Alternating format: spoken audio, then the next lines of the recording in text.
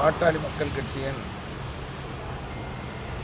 தலைமை நிர்வாக குழு எங்கள் மருத்துவரையா அவர்கள் தலைமையில் தைலாவரம் தோட்ட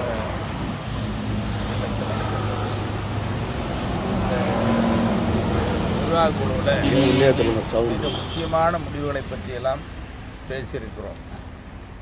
குறிப்பாக பொதுவாக தமிழர்கள் மத்தியில் எல்லாம் சொல்லப்படுவது தை பிறந்தால் வழி பிறந்துன்னு சொல்லுவாங்க. இப்போ தை பிறந்துருச்சு. அதனால் நீங்கள் மருத்துவரையாவுக்கும் மருத்துவரையா பாட்டாளி மக்கள் கட்சிக்கும் நல்ல வழி பிறகுங்கிற நம்பிக்கை நிர்வாக குழு ஏற்படுத்தியிருக்கிறது. பொதுவாக இந்த ஆண்டு எப்போதும் இல்லாத அளவுக்கு தை திருநாளை பொங்கல் திருநாளை மக்கள் விமர்சையாக கொண்டாடி இருக்கிறார்கள். கிராமங்களில் பார்த்தீங்கன்னா ஒரே களைகட்டி தமிழர் மத்தியில் இன்னைக்கு தமிழ்நாடு அளவில் மற்ற எங்கே பார்த்தாலும் சரி உலகெங்கும் வளர்க்கும் தமிழர் மத்தியில் இந்த ஆண்டு நல்ல வரவேற்பு பெற்றிருக்கிறது. அது மகிழ்ச்சி. எங்கள் நிர்வாக குழு மருத்துவரையை மனவிட்டு பேச சொன்னார்.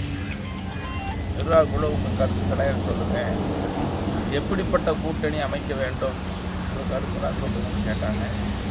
எங்கள் நிர்வாக குழு உறுப்பினர்கள் முக்கியமான நிர்வாகிகள் எல்லாருமே கூட்டணி எப்படி அமையணும், எந்த கட்சி கூட கூட்டணி அமையணும், எப்படிப்பட்ட கூட்டணியாக இருக்கணும், எத்தனை தொகுதிகள் அப்படிங்கிற பற்றிலாம் ரொம்ப அலசி ஆராய்ச்சி பேசியாச்சு.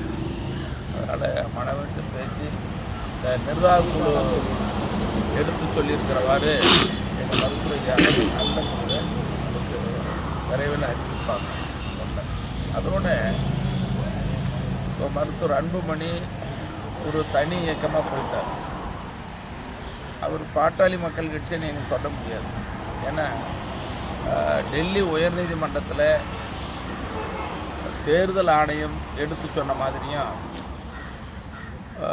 டெல்லி உயர்நீதிமன்ற தீர்ப்பின் அடிப்படையிலேயும் பாட்டாளி மக்கள் கட்சிக்கு தலைவர் அன்புமணி அல்ல என்பது உறுதியாகி அவர் பெயர் சொல்ல முடியாது, தலைவர்னு சொல்ல முடியாது. அதுதான் எங்கள் மருத்துவரையா கூட இன்றைக்கி ஊடகங்களில் பேட்டியில் சொல்லியிருக்காரு.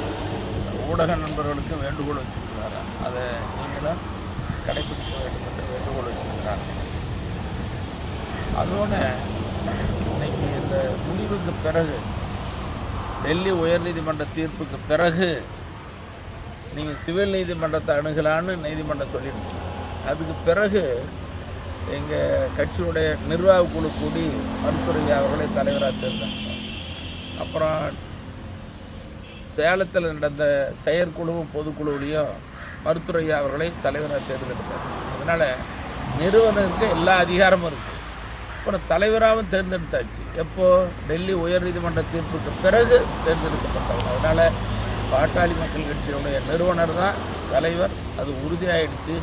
இனி எந்த கட்சி கூட்டணி பேசுனாலும் மருத்துவரையாவோட தான் பேசணும். அதுதான் செல்ல தகுந்ததாக இருக்கும்.